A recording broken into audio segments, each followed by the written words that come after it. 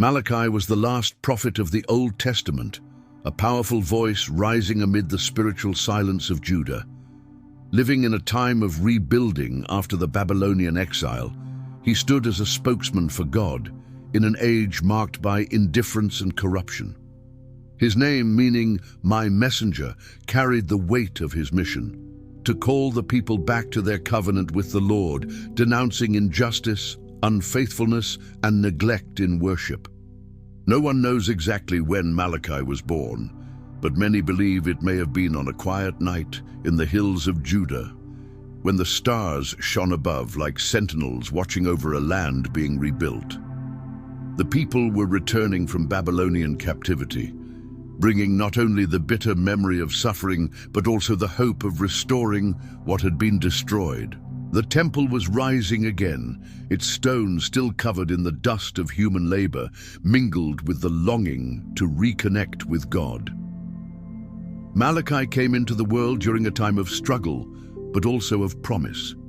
His village was small, unremarkable at first glance, yet there was a pulse of perseverance within it, men and women who, with few resources, sought to rebuild their lives and, above all, their faith.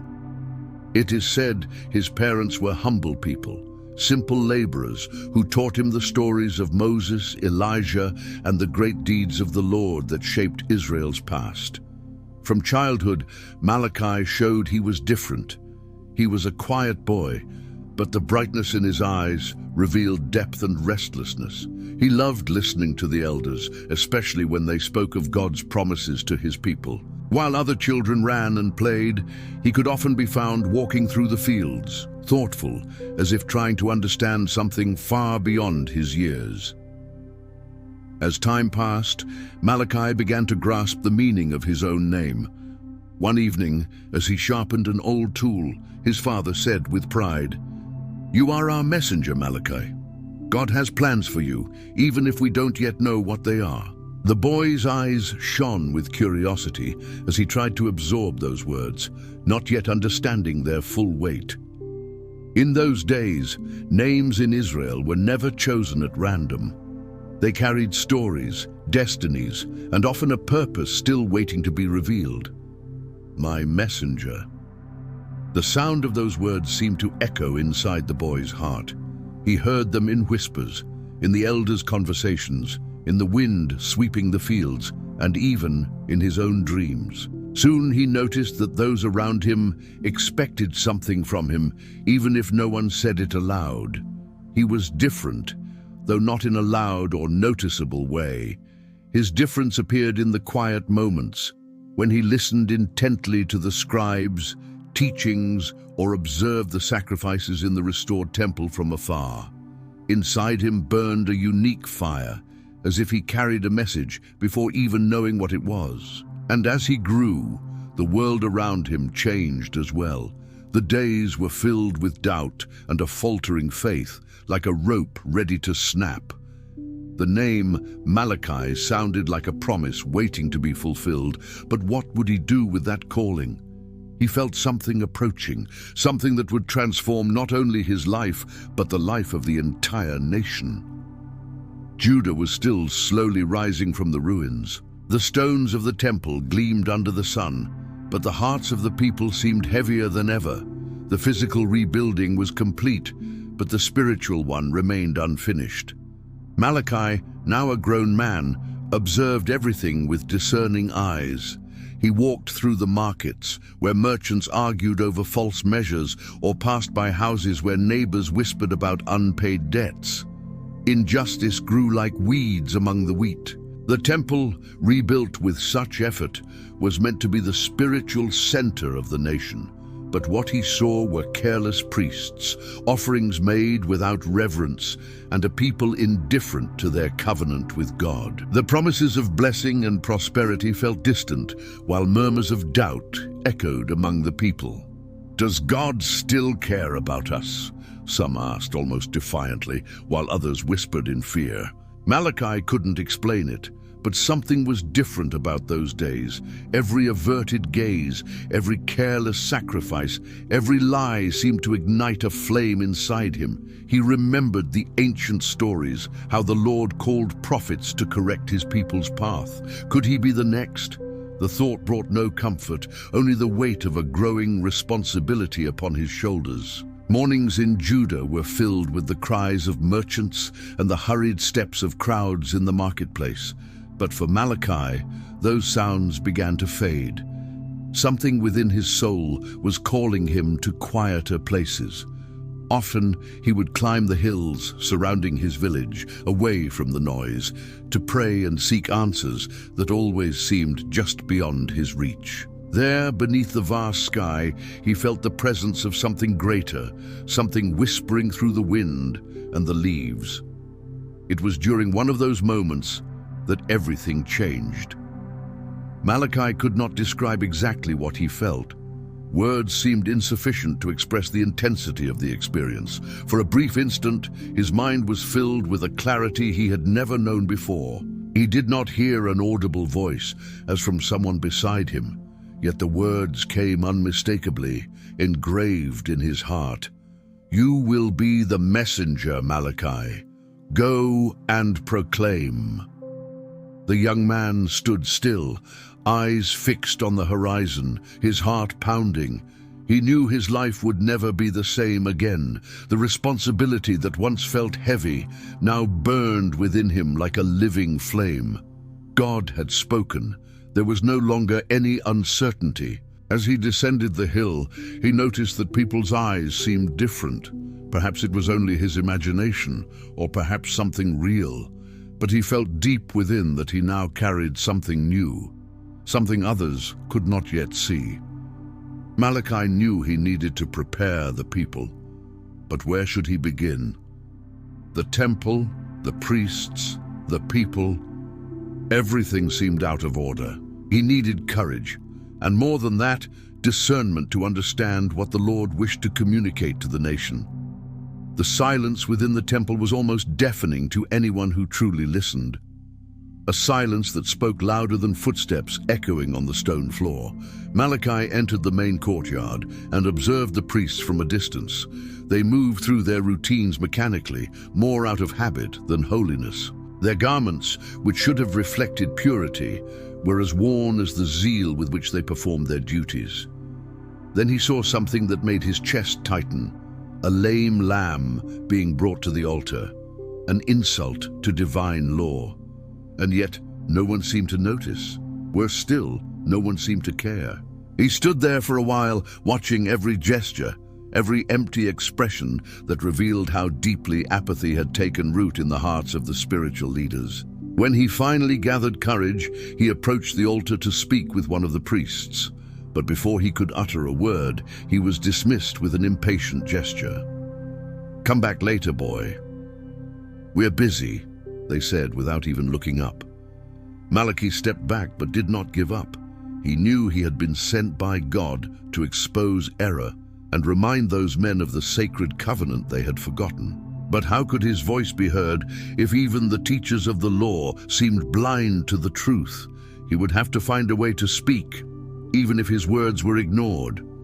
As he left the temple, he overheard whispers among the servants, rumors of rejected offerings, poorly made sacrifices, and even sacred objects being taken for personal use. His indignation grew, but he realized his message needed to reach beyond the priests. Malachi's footsteps echoed on the stone streets as he walked, lost in thought. He wondered how the people had fallen into such indifference. It wasn't just the priests who had failed to honor God. It was as if spiritual coldness had spread everywhere, from families to the merchants in the markets. The covenant Israel had renewed with such fervor after the exile now seemed like a distant shadow. Turning a corner, Malachi heard angry voices. A merchant, red with rage, accused a customer of using false weights. The customer, in turn, pointed to the vendor's tampered scale. They shouted at each other, but neither was right. Malachi stopped and watched. It was the perfect image of what had happened to the people. corruption on both sides, and reverence for God's law replaced by greed. A little farther ahead, he saw a woman sitting by the road, quietly crying. She clutched a small pouch of coins, clearly not enough to buy what she needed. The prophet felt his chest tighten, imagining how many times that woman had been exploited by those who should have helped her. But what he saw next was even more painful. At the town square, a group of young men mocked the traditions of their fathers. They laughed at the sacrifices, joked about the promises of blessing, and said, "None of this matters anymore. If God really cared, he would have blessed us by now." Their words pierced Malachi's heart. They overflowed with disbelief and despair, revealing the chasm between the people and the Lord. The nights grew long after Malachi decided he could no longer remain silent. In his small room, he would sit before a flickering lamp, staring at the shadows dancing on the walls. Each shadow seemed to tell the story of a people who had strayed from the light. He knew God was calling him to be that light. But how could his words carry enough power? One night during prayer, a vision came to him. He saw a massive scale suspended in the heavens. On one side lay the crushing weight of injustice, deceit, and indifference. On the other, a small, fragile pile of truth and obedience. Then fire began to rise from the base of the scale, consuming the heavier side. It was not destruction without purpose. It was purification. When he opened his eyes, Malachi's heart was steady and resolute. He now understood he was to proclaim not only sin, but also the coming judgment.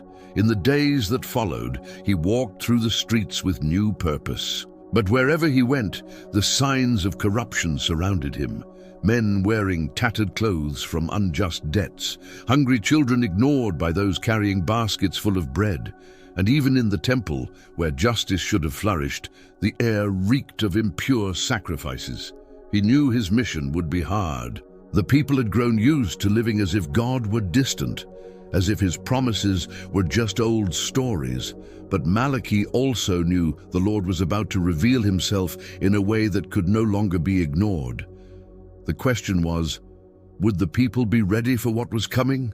Malachi stood before the temple gates. The first light of dawn painted the sky, but he hardly noticed the sunrise. The weight of his mission was almost unbearable. He knew that day would be decisive.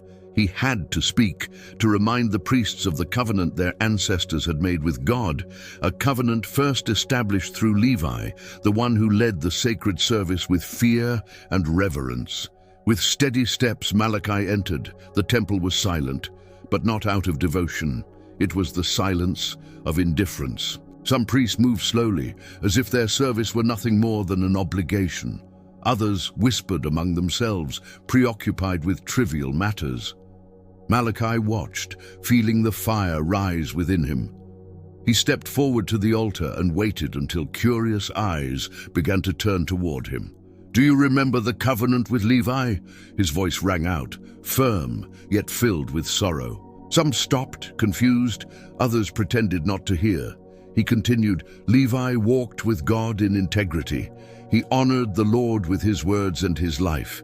But you defile the altar with stained sacrifices and empty words. Where is the reverence that honors the name of God?" The murmurs grew louder, but Malachi did not retreat. He spoke of the corruption that had infected even the holiest rituals, turning them into meaningless traditions. He pointed out their sins, yet reminded them of the purpose of the covenant, to bring life and peace to the people. It was not too late to return, but they would have to open their eyes and hearts. As he looked around, he realized his message needed to go beyond the priests. It had to reach the entire community. The noise of the marketplace grew as Malachi walked through the crowded streets. The aroma of spices mingled with the sounds of bargaining, arguments, and laughter.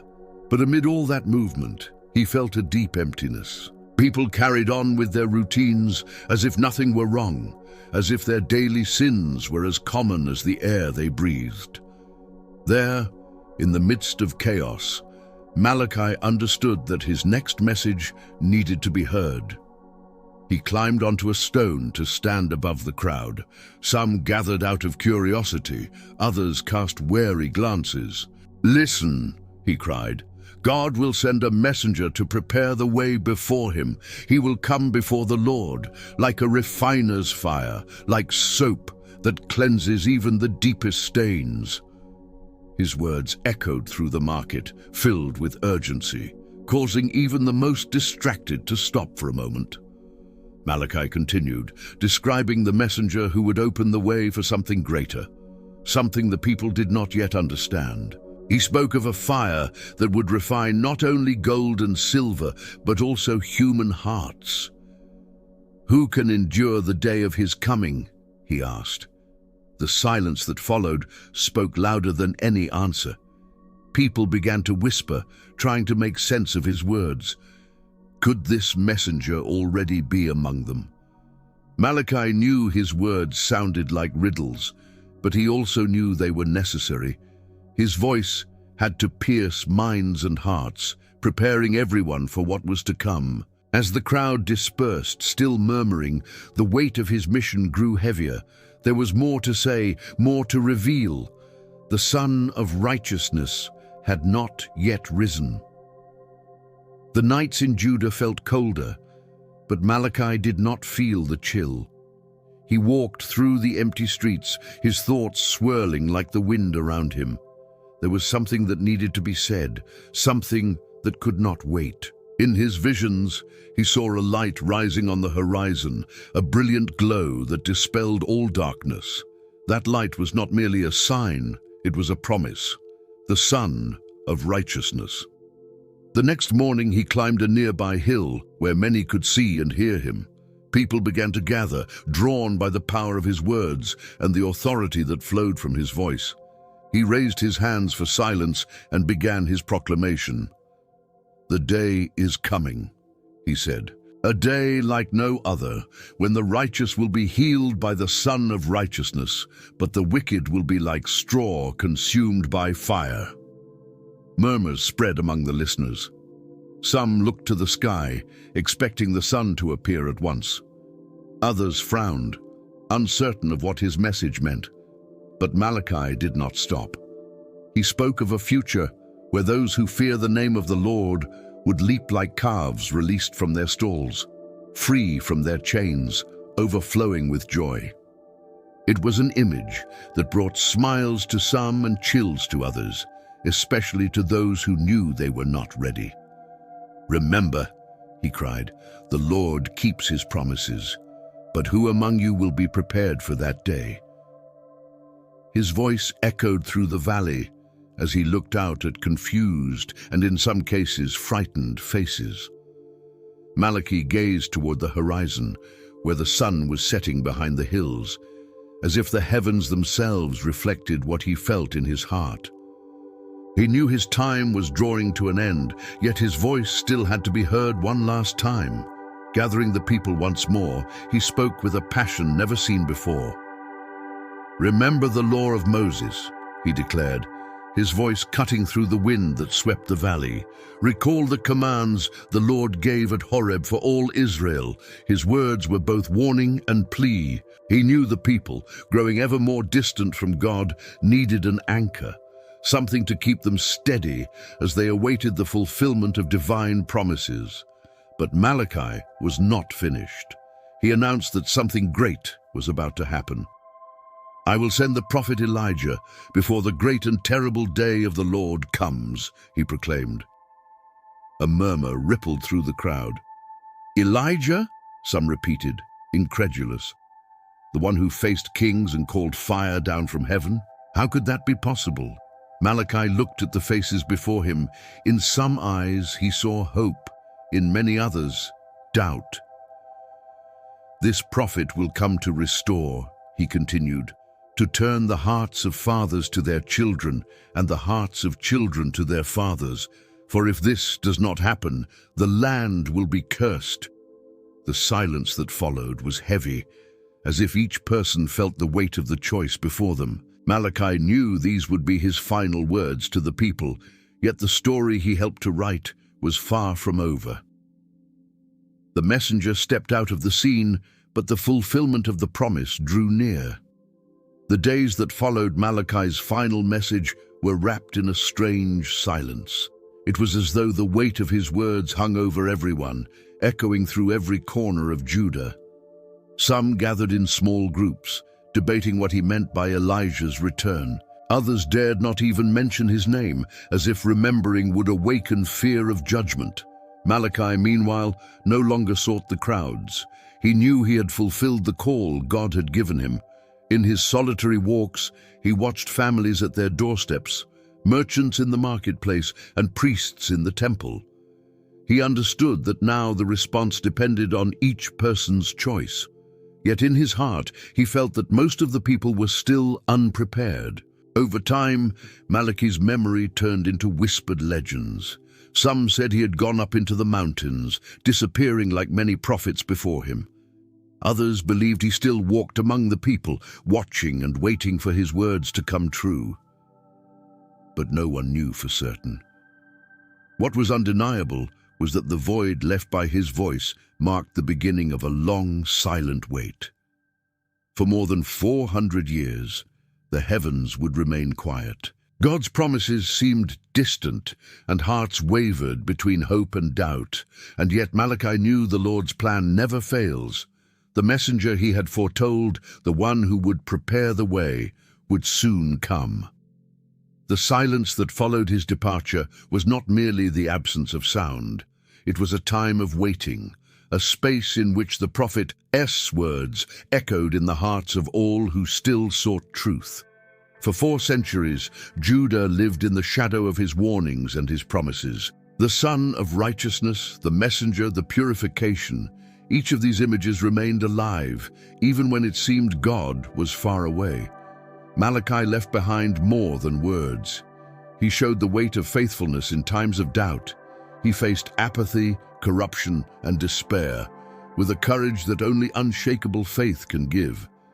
He was neither powerful like kings, nor charismatic like warriors. His strength lay in the truth he carried. He taught us that God's voice can find a place in any willing heart, even when the world around us seems lost. His message reminds us that every choice matters. He called for covenant with God, for reverence toward the sacred, and for the practice of justice. The lessons of Malachi still resonate today.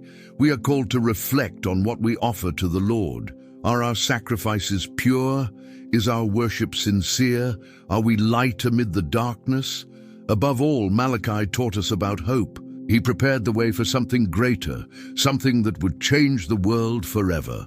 He pointed toward a future where God would restore all things. And when the silence was finally broken, centuries later, it was by the cry of a messenger in the wilderness, just as Malachi had foretold. The story of God has no end. Malachi reminds us that even in the darkest times, he continues writing the next chapter. If you were moved by the story of Malachi and want to discover more stories of faith and overcoming, leave a like on this video, subscribe to the channel, and activate the notifications so you don't miss any new content. Together, let's explore more powerful lessons from the Bible.